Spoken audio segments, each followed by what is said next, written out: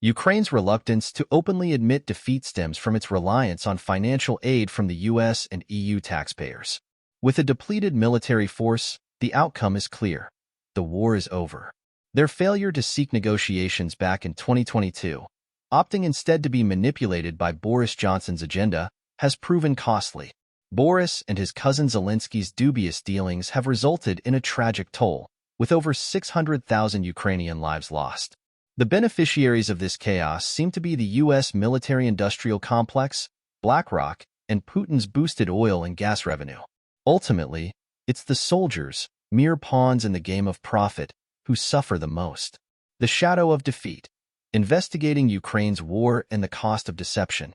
In the eerie aftermath of Ukraine's prolonged conflict, a troubling narrative emerges, one of deception, manipulation, and untold suffering.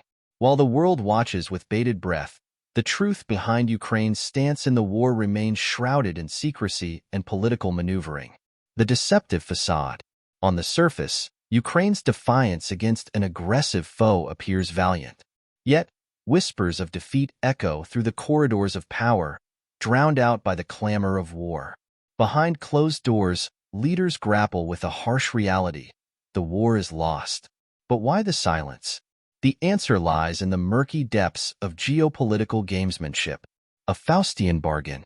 Ukraine's reluctance to concede openly stems not from military strategy, but from a dependence on foreign aid, a lifeline funded by the pockets of US and EU taxpayers. As the conflict grinds on, the cost of deception becomes increasingly steep. With manpower dwindling and resources stretched thin, the charade becomes unsustainable. The puppeteers. Enter Boris Johnson, a shadowy figure whose puppet strings extend far beyond British borders.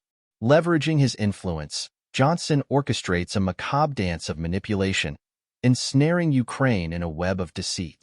His cousin, Zelensky, unwittingly becomes a pawn in this sinister game, their collaboration resulting in a tragic toll of lives lost. The human cost. Behind the veil of political intrigue lies a grim reality. Over 600,000 Ukrainian souls lost to the ravages of war.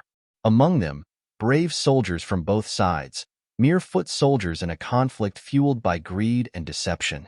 Their sacrifices, overshadowed by the machinations of power, serve as a haunting reminder of the true cost of conflict. Profiteers of chaos.